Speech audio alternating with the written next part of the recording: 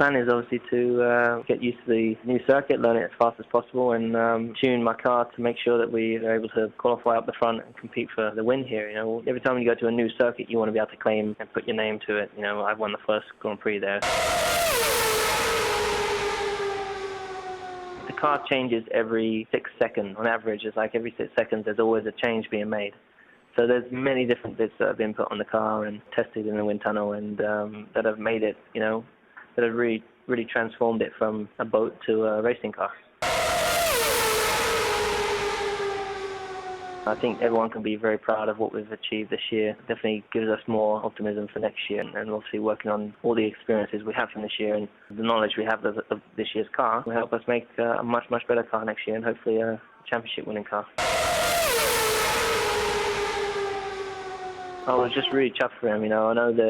I spoke to him before the race. I knew exactly what he was feeling because I'd experienced it last year, and he was nervous to say the least. But he kept his head strong and he went out and did the job. Credit to him. He worked so hard this year and has done in his whole career. And I think it's great. I'm really happy and proud that he was able to keep it in the keep it with the Brits.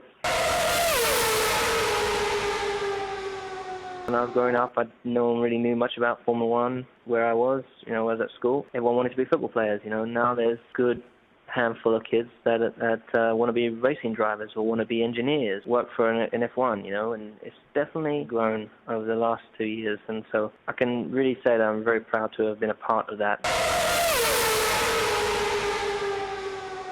In the winter, I hate being on the beach. I like being where the snow is. I love, the winter training. The hardest part is managing your time, how you divide it up with your family, with your friends who you miss through a lot of the year, but then also the training. You've got to prepare yourself for the next year, and it all starts from after this race. Next year starts. Usually after the last race, you have like 2 weeks, and then you're back into race mode again, or testing mode. So you can never really slouch off for too long and have too many bacon sarnies. But when I get a bit more time getting home and having some home cooking, just being able to chill and watch movies at home and have a drink with a friend or something like that. I'm still in the process of decorating my apartment, which I've been doing for like the last 2 years. And it's only a little 3-bedroom apartment, and I've just got to finish it off. So definitely, once I get some time, I can focus on that, head out to the shops and find all the bits that I need, and it'll be great to be able to start my season next year with the fully finished home. On the races, I never really leave the hotel. My girlfriend's here anyway, so she'll just ramp up the bill.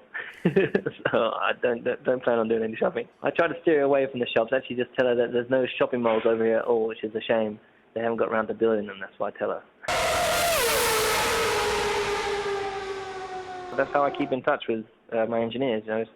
My BlackBerry. My emails are always coming constantly. They're always updated. I can go on the internet just to check out news of what people are saying about the sport, and also your daily news. But it's also, your BBMs. I'm always BBMing. The girlfriend BBMs me, and she sends me pictures. My brother does. And without it, I don't think I'd have much of a life. So it's pretty much like a part of my body now.